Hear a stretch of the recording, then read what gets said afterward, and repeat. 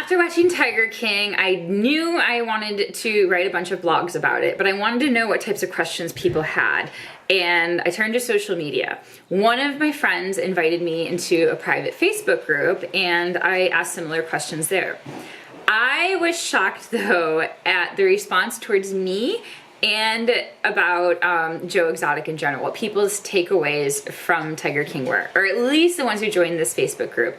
They were in so much support of Joe. They hated Carol, they hated Big Cat Rescue, they thought Joe loved his animals, and I'm sorry, I'm a wildlife biologist. It's not true. You don't treat animals like that. So that's what I'm talking about in today's video, clearing up the misconceptions that Joe really loved and cared about his animals, and that he even has regret for it. We'll go over all these things. My name is Dr. Stephanie Shuttler. Sorry, my doggie's here. There he is. You can see him now. I'm Dr. Stephanie Shuttler. My channel is all about empowering scientists and inspiring you to conserve the natural world. And today I'm evaluating, just like I did for Big Cat Rescue, just like I did for Myrtle Beach Safari, the Greater Wynnewood Zoo, which is Joe Exotic's zoo, or the Greater Wynnewood Exotic Animal Park. It's now owned by Jeff Lowe. I am going to look at their conservation contributions, educational value, I got another animal up here, my kitty, and their animal welfare standards. So let's get started. First is conservation, and Joe makes this statement in the series. He says, cub petting is the best educational tool. You get 15 minutes with a baby tiger and you say, look, we gotta save the rainforest because you're killing this baby tiger's, I believe he doesn't say habitat, but something like that. They leave with a whole different attitude. Now, it is true that if you have a close-up interaction with a wild animal, that you can be more inspired to have pro-conservation attitudes and behaviors. And actually, not experiences with nature, having personal connections with, emotional connections with nature in a young age is actually predictive of pro-conservation attitudes and behaviors. However, it's a pretty weak link by just holding a baby tiger without any educational messages or conservation messages accompanying it. So first of all, Joe is not even correctly in saying that tigers are in the rainforest. Some tigers are, but there's a lot of tigers that aren't. The main conservation messages you would want to say with tigers that we can do here, not living in tiger range, is donate to a conservation organization. From all of the research I did on the Greater Wynnewood Zoo, they have no evidence of donating to any conservation efforts in the wild. And as I mentioned in previous videos, cub petting and the type of breeding they do, you cannot release those animals into the wild. So essentially there's no conservation value of any of the animals in the zoo. Other things you can do are buy sustainable palm oil instead of regular palm oil. Palm oil isn't everything. I actually have a video on that too. I can put it in the bottom. But tigers do live in habitat that are affected by palm oil. You can reduce your impacts on climate change. Climate change affects every animal on this planet. I have a whole blog post on that too, about all the things that you can do. And vote. So you're voting for government officials who are pro-environment, because the United States actually donates money internationally to help save endangered species. And depending on who's in the office, different offices, across the whole government, different funds are available or completely cut. For example, when I studied forest elephants, my funding came from the United States Fish and Wildlife Service. Now, it is totally possible that Joe Exotic said one or all of those things to his audience, but do you really think he did? Do you think the directors cut that out? I don't think so. So, based on just holding a baby tiger, like I got my Leo here, are you going to get that conservation message? Are you going to change your behavior from just holding a baby tiger? Probably not. That's my guess. Another thing that really bothered me about the Greater Wynnewood Zoo when Joe was there, I don't think Jeff is doing this, but he would constantly blow stuff up. And if you really care about conservation, you have to care about local conservation too. I mean, those were huge explosions. And it was like, by this lake area. So I'm sure it affected animals like frogs, birds, insects, even fish. It probably polluted the whole area. That really bothered me because you can't talk about conservation if you're doing that kind of crap all the time. One thing that Jeff Lowe did do that really bothered me is him and Lauren gave balloons to the lions, which, oh my God, balloons are so bad for wildlife. Now, I highly doubt the lions will ingest the balloons, although they could and possibly get sick from it. But more likely, those balloon pieces will get washed away when it rains and go into that lake area and then affect other wildlife like birds. Eventually, if it makes its way to the ocean, sea turtles, I mean, that's how it all happens. All of our trash eventually goes into the ocean if it's not properly disposed of. So don't use balloons if you care about wildlife because so many animals get sick and die from eating them. The educational value of the Greater Wynnewood Exotic Animal Park, oh my God, there's not a lot of it at all.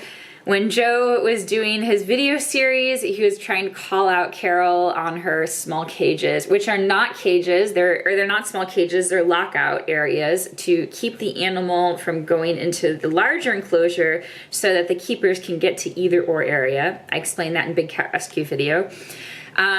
But he calls a lynx, I think it's a lynx or a bobcat. He called it a mountain lion, so he didn't even get the species right. And those are really easy to tell apart. Bobcats and lynx are not as easy, but you should definitely be able to tell a mountain lion from those two other species. There is a lot of information on the website about what they call hybriding. I've never even heard of this, but I guess it's, breeding specifically for hybrids. And a lot of this information is wrong. I'll give you one excerpt. Hybriding is something that happens in the wild. This is how new species are found and discovered. Do you think Noah had all of these on one ark? They are all the same and derived from one cat millions of years ago, or they could not breed and produce offspring, making a hybrid cat. I don't know. I don't even know how to handle that statement. I don't know if he's in support of Noah's Ark or if he's against it, but anyways, it's weird that you say Noah's Ark and then talk about millions of years ago, which is evolution, in the same statement. But anyway, scientists do not actively hybridize animals. Hybrid animals do happen in the wild. It can lead to new species, but it's something that takes a super duper very long time. I'm not sure if Jeff Lowe is talking about hybrids subspecies or hybrids across species, and I'm not sure if he's talking about lions and tigers, but if he's talking about hybrids across species, that would be, he does lions and tigers mostly. They can't hybridize in the wild. Their ranges are too far apart, and animals don't want to hybridize. They want to breed with their own species. And the instances where hybridization happens is when population sizes are really low. For example, here in North Carolina, red wolves hybridize a lot with coyotes, but there's only like dozens of red wolves left. So when you don't have that many options of an individual to mate with, then you're more likely to turn to the next closest species. But when there are when there are more red wolves, then they're going to choose to mate with a red wolf. Basically, the point is the hybridization information is confusing. I don't know what he's talking about. Some words on it are incorrect. He really shouldn't be trying to hybridize either subspecies or different species. They serve no conservation purpose. Okay, now let's get to animal welfare. A lot of people thought at the end of the film that Joe felt sorry for his animals, especially the chimpanzees, and he kind of regrets his decisions. Now, it was very clear through watching the Wondery podcast, or listening to the Wondery podcast and watching the final Netflix episode, that Joe is a pathological liar. I think he was saying something like that to manipulate how the public perceives them. I do think he genuinely started off loving animals, But I think, like the documentary pointed out, once fame and money got to his head, that the park became less and less about the animals and more about him. And animals suffered. They definitely suffered. The animal welfare standards at this zoo are very low. So I'm going to go through the specific things that were obvious to me that really bothered me. So first is cub petting, and I talk about this in Myrtle Beach Safari as well.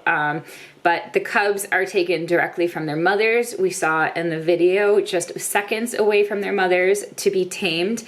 In the wild, cubs grow up with their moms and spend 2 to 3 years with them. So tigers don't want to lose their mother tigers don't want to lose their cubs just as much as human beings don't want to lose their babies. Mammals have a really strong bond with their young usually. And big cats are definitely a group of species that do have this bond. As a result, the tigers were sick a lot. Even the directors admitted this in an article. They had worms and bald spots. One of the cruelest things that Joe did was shoot healthy tigers. He shot at least 5 tigers, and he says he euthanized them, that they were sick and old, but this is not true. If you watch the last episode of the Netflix documentary, there are several people to confirm that he shot young tigers. Some of them were 2 to 3 years old and healthy tigers. The keepers also pointed out that he shot them specifically to make room at the zoo, because with cub petting, you cannot grow an endless supply of lions and tigers. You just can't. These animals live to be over 20 years old, and you can't have just animals being born constantly. The animals are only used for 1 month out of their entire lifetime. So if you have cub petting year round, which it seemed like Joe did because the money was good, you eventually have to sell those animals, which is illegal, or kill them if you don't have the means to keep them. That's really the options that you got. Jeff Lowe got rough with the animals. There's a scene where a lion looks like it's getting too frisky with him, and he like physically holds it down and shuts its mouth, and then they spray water on it. There is one scene where Joe is like poking this like big prod into the trailer. When he's transporting the tigers, I suspected, at first I didn't know what that was, but I suspected it was a tranquilizer, and somebody else thinks it was a tranquilizer too. I'm not sure why it was in the tiger, why he was trying to do it while the tiger was in the trailer, but maybe to make it tranquilized for the journey. I'm not sure, but at first I thought that was animal abuse, but it turns out it's a tranquilizer. If you listen to the Wondery podcast, there's a really disturbing story about Joe having kittens, stray cats and kittens. Somebody was talking about them, and they're just hanging around the zoo, and he put them in a cage, and the cage was pretty small for them, didn't give them food or water, and these kittens, the cats were getting pregnant and having kittens. And I can't remember who this person was, but if you listen to the Wondery podcast, they go through it specifically. They told Joe, we gotta do something about these kittens. And he said that he was keeping them sluggish. That's why he didn't give them food or water for snake food. He was gonna feed them to the big snakes.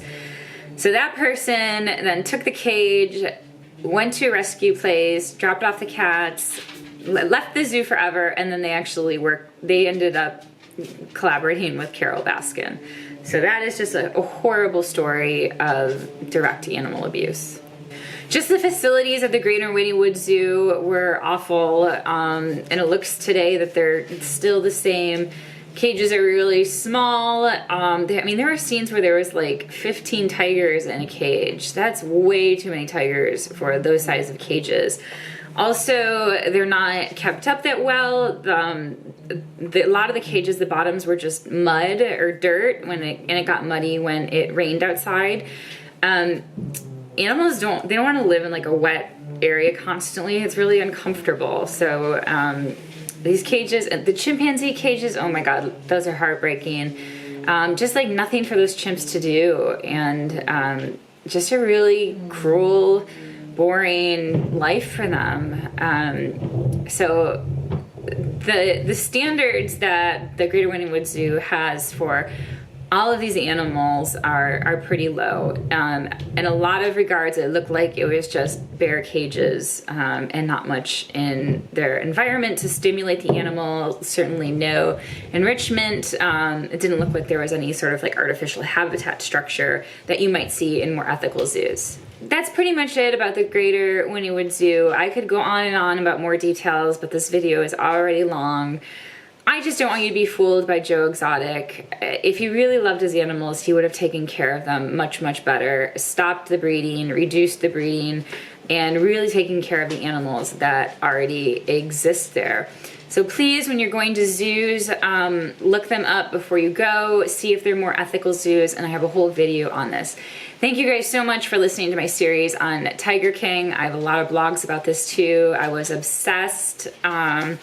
And I hope you check it all out. Thanks, guys. Bye.